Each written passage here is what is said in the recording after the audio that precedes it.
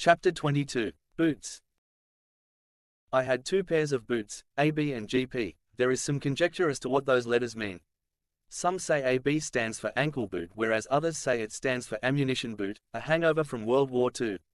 They do indeed only come up to the ankle, and my ABs were issued to me at Kapooka. To ease the transition from boot to leg, the top of the AB was covered by a gaiter, a canvas thingo that wrapped around your ankles. Someone said they were to stop snake bites. Editor's note: the Australian War Memorial referred to ABs as ankle boots. In Townsville we used the ABs for parades, or when on duty and you were required to wear number 1 greens.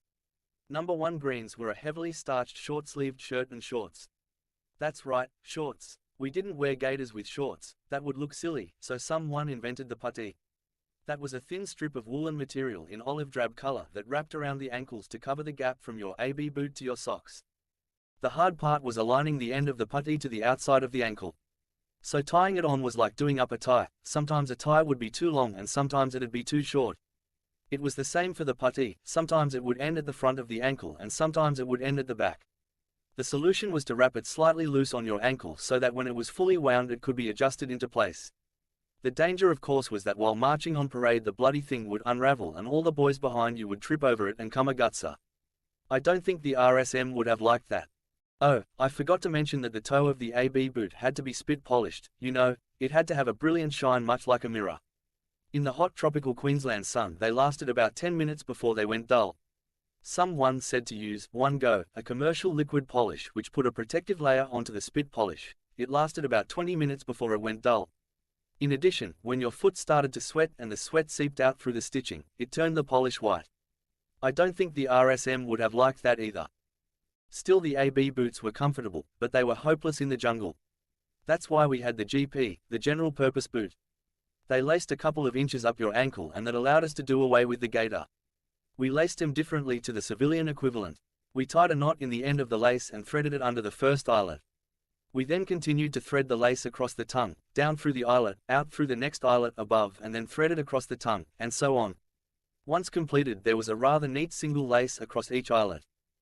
Someone said that was so a bayonet could easily slice one lace and the whole thing would come apart if we injured our ankle and they wanted to get the boot off quickly.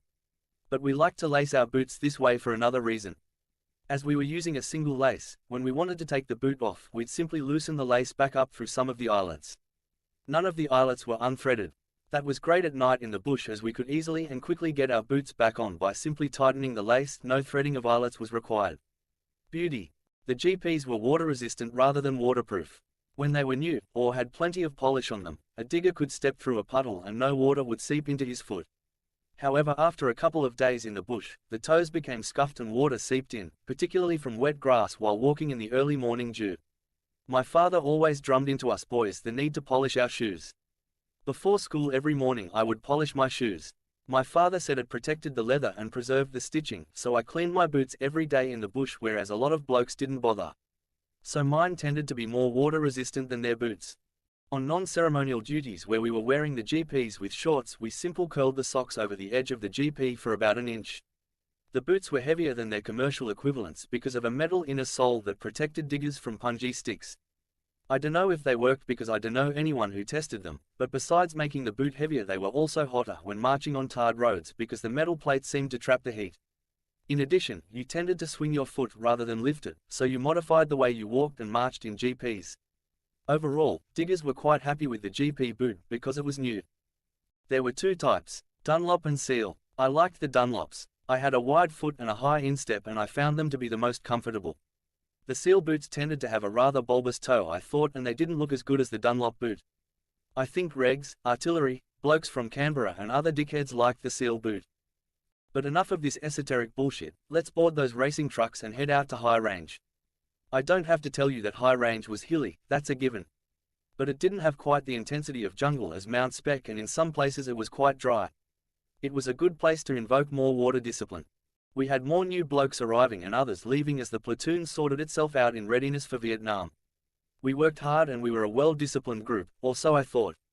I dunno if Tojo, the platoon sergeant, would agree. But each day seemed to be getting tougher and tougher. By then we were super fit. Fitness to me still meant that I puffed and sweated a lot. The difference was that after a minute's rest, I was raring to go again. We still carried Maggi soup packets in our side pockets, because the army rations, although nutritionally sound, were impossible to carry intact. If you had more than a couple of days' supply, that meant we culled much of the rations. And because we were subject to extremely physically demanding work, and we were not getting enough fluids, nor were we getting enough sleep, it affected us mentally as well as physically. We lost a lot of weight, but still we soldiered on. My job as number 2 on the machine gun meant that I was essentially a pack mule. I didn't get the glory of being the machine gunner, and to be quite honest, I didn't think I could carry the M60 for long anyway. My role was to support Killer. During contact drills, he would be in front of me, and when we had to run forward, and then to the right, I tried to get past him to clear a way for him, and the gun to get into a good and effective position, to return fire as quickly as we could. Sometimes Killer thought I was getting in his way. He and I got on okay most of the time, with a little bit of bickering here and there as we sat behind the gun together, while the rest of the section went about the normal routine of preparing track plans and work parties. In essence, that freed up the rest of the section to do other stuff. As Killer and I stayed on the gun all the time, the other sections didn't work like that. They had a roster system where the gun team would take a break. But we felt sitting behind the gun was a pretty good deal for us. There were no interruptions, and we weren't called away for other duties or water parties or anything else like that. We sat behind the gun. That was our job. Most exercises followed a similar pattern. Move the soldiers into an area, let them get squared away with the way they work together, then go tactical and give them tasks, such as patrolling, ambushing, recce parties, etc., to contact the enemy, and then finish in a blaze of glory, with a large attack where we get to fire off all the ammo we were carrying around. Now, no one likes to get shot, but we had to have make-believe casualties in training, so that others could get to practice their duties. Platoon sergeants do battlefield clearance of the dead and wounded, so they must get exposed to that. Soldiers in waiting, the Section 2 IC and the number 2 on the machine gun, must take over the roles if the main guy, the section commander or machine gunner, got killed or wounded. That's where the DS came in. It doesn't stand for dead shits. Someone said they were directing staff. They were usually officers or senior NCOs who were not part of our establishment.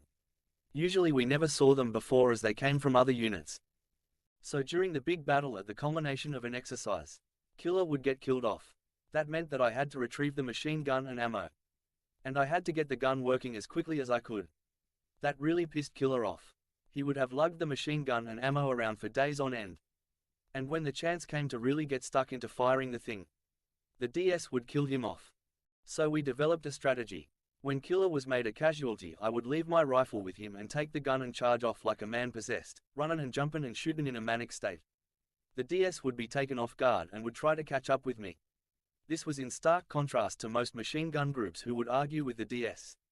Killer would drop to the ground without protest and I was gone with the machine gun with the DS in total shock and then trying to keep up with me, leaving Killer behind by himself.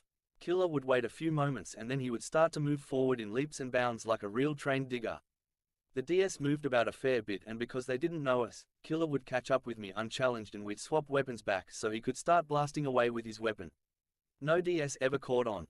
A couple of the boys were in trouble during the exercise.